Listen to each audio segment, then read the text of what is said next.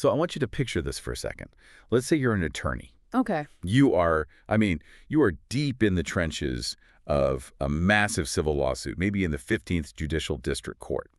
You've spent, I don't know, 18 months building this case. Right. Everything's polished, the evidence is rock solid, and you are ready to walk into that courtroom and get a win for your client. But then you hit a wall, a huge one. The person you need to sue has vanished. Exactly. The defendant. Or, maybe it's a key witness, someone whose testimony is the absolute linchpin of your whole argument. And they're just, poof, gone. And in the legal world, if you can't physically hand someone a piece of paper telling them they're being sued, the game doesn't just pause. No, it often ends right there. It is a complete and total deadlock, and it's way more common than people think. Which brings us to the topic for today's deep dive. Skip tracing. Skip tracing. Which, I have to say, sounds like something out of a crime novel, but we're looking at the procedural reality of it today. And we've got a really interesting stack of sources, mostly from Scott Frank and his team at Lafayette Process Servers LLC. We have their blogs, their legal disclaimers, some methodology breakdowns. And context from their Paper Trails podcast. And our mission for this deep dive is really to strip away that, that Hollywood veneer. Right. We think of finding people as this, dramatic thing with hacking and binoculars, but the reality is it's a mix of high-level data science and some very gritty local legwork. And we're going to dig into why unable to locate is usually just sort of a polite way of saying didn't look hard enough. Exactly. And how professionals find people who really, really don't want to be found. Okay, so I think the best place to start is with a misconception that, honestly, I think we all have. I'm guilty of this. Sure. If I need to find someone in 2026, I open my laptop, I type a name into Google, check Facebook, LinkedIn, and boom, I know where they are. Why isn't that enough? That is exactly what the industry calls the amateur trap. This reliance on what's called OSINT, or open source intelligence. And don't get me wrong, it's powerful. It's great for getting a general idea of someone's life. But our sources point out this fatal flaw when you use it for legal purposes, and that is data decay.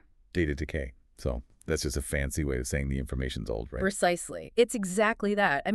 Think about those People Finder websites. Find anyone for $9.99. Oh, yeah. The data on those sites, it's scraped from public records. Voter rolls, old property deeds, magazine subscriptions. That information tells you where someone was. Right. If I moved 6 months ago because I'm trying to dodge a lawsuit, I'm probably not updating my public records. You're definitely not. And you're certainly not posting your location on Instagram stories. Yeah. So the professional skip tracer, like the team in our sources, they bypass the public internet.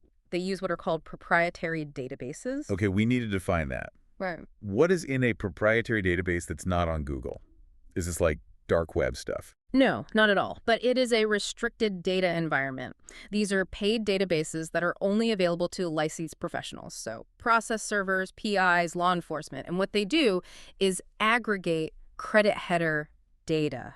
Credit header data. I've heard that term, but what does it actually mean? It's the top part of your credit report.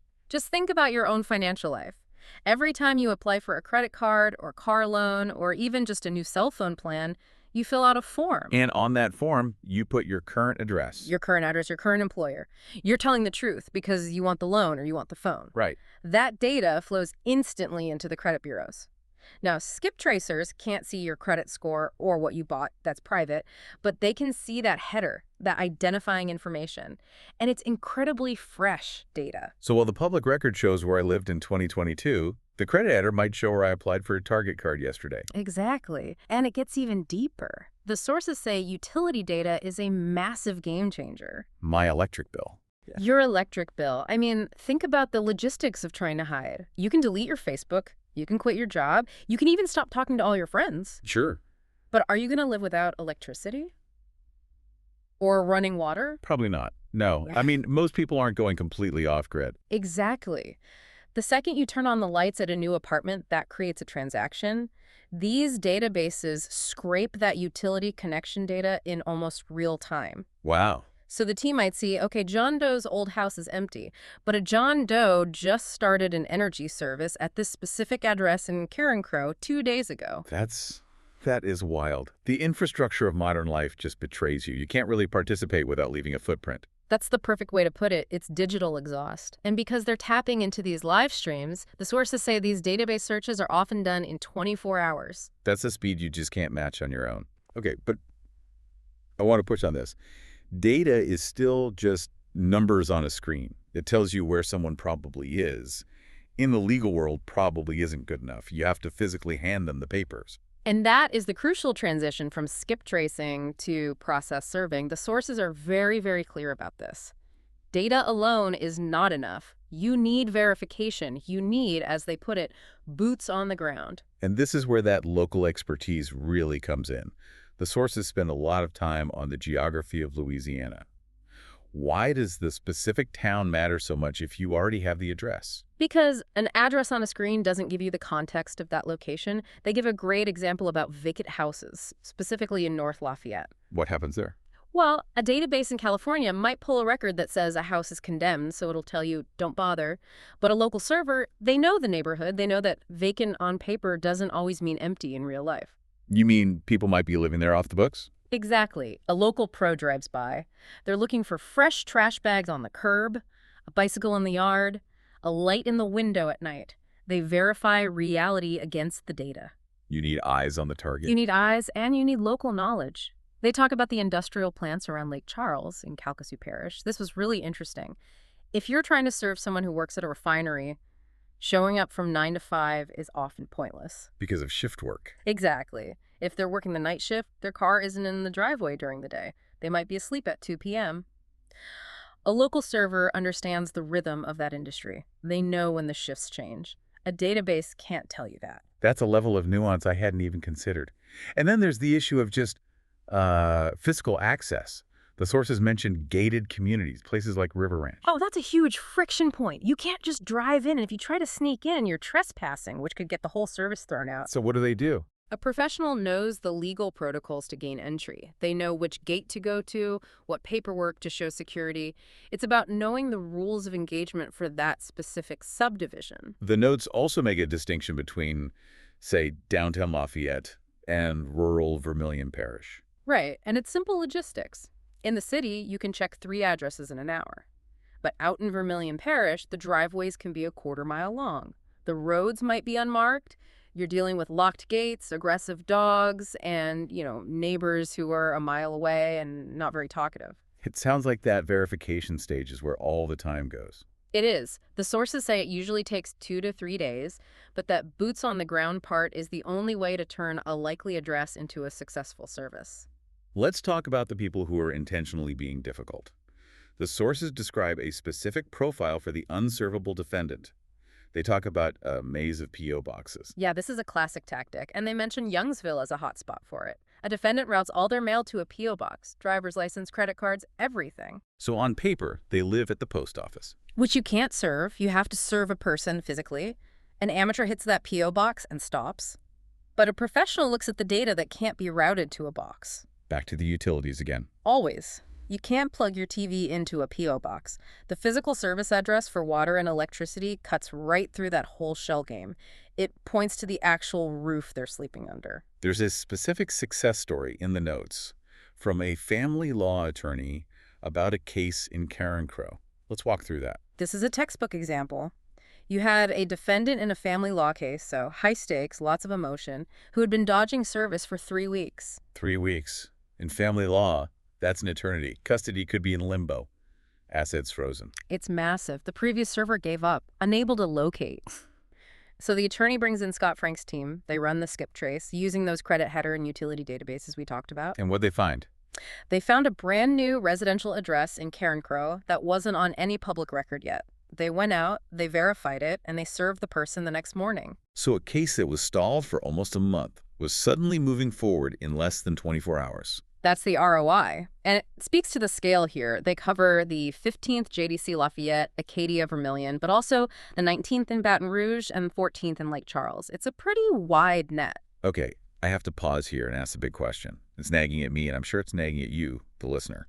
We're talking about scraping credit data, tracking utility usage. Is this even legal? It sounds a lot like stalking.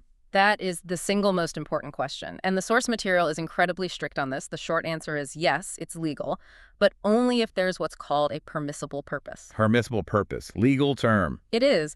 Under federal laws like the GLBA and the FCRA, you can't access this data just because you're curious. You can't hire these guys to see if your ex has a new apartment. So they aren't PIs in the, cheating spouse sense. Absolutely not. The disclaimer in the source is explicit about that. No domestic surveillance.